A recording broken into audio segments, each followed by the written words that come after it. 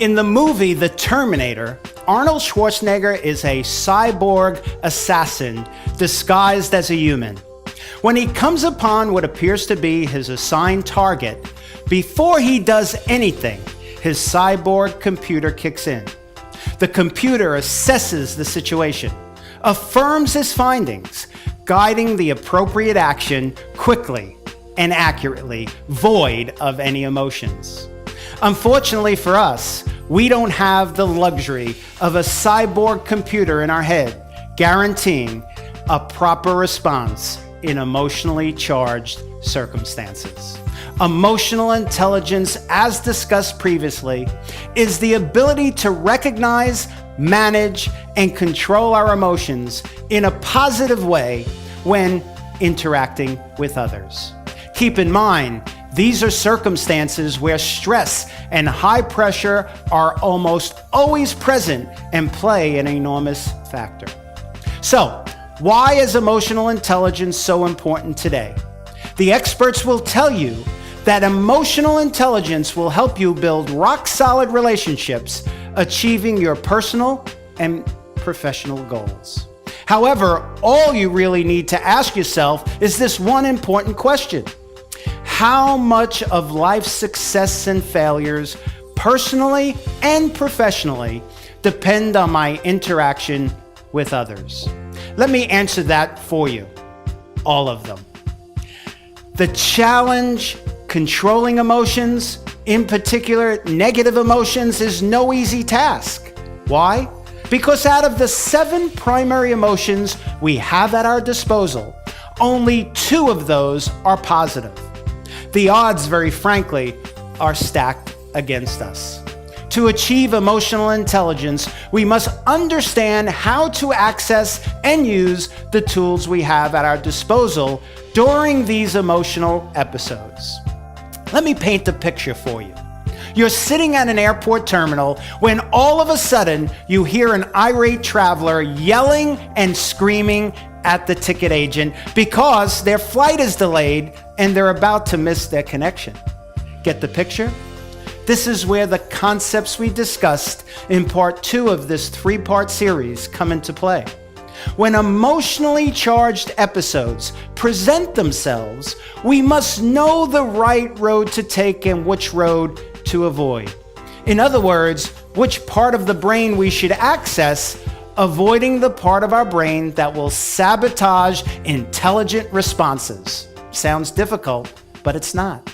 The amygdala, the primitive portion of our brain, is the road we should avoid. The amygdala sends adrenaline, a very powerful hormone, to the body in high stress and pressure situations. This raises our heartbeat, increasing blood flow to your muscles. Here's a better picture.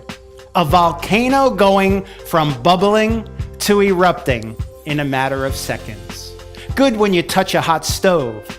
Not so good when you're told you're going to miss your connection in Albuquerque.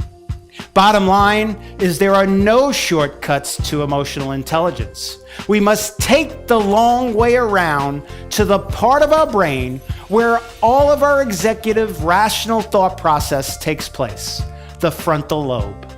So, how do we achieve emotional intelligence? Like exercise and eating right, it's a full-time job. Here's an acronym that will help substantially. No accident that the word is break.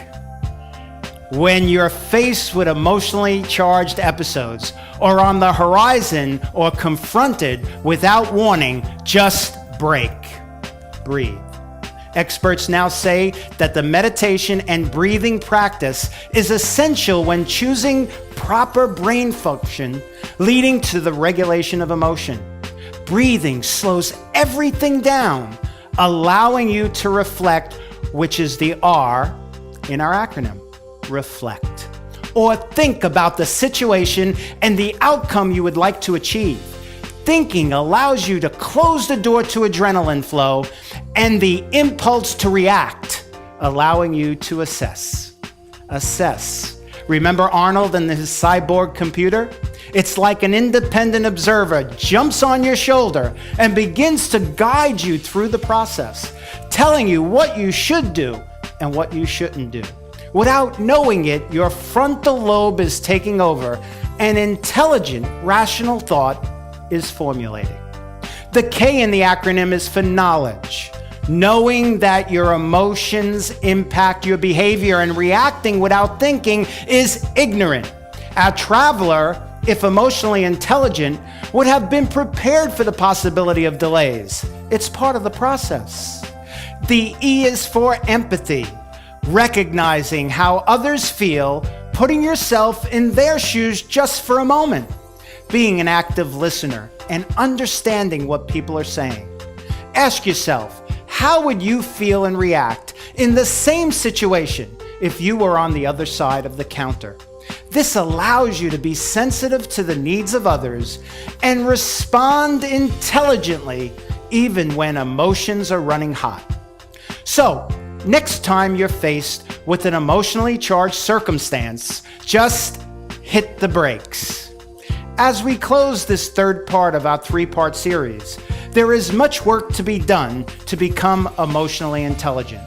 However, if you understand emotional intelligence and understand how critical not only to your success in life, but your existence in life, you have taken a successful, productive first step to improved outcomes both personally and professionally when interacting with others.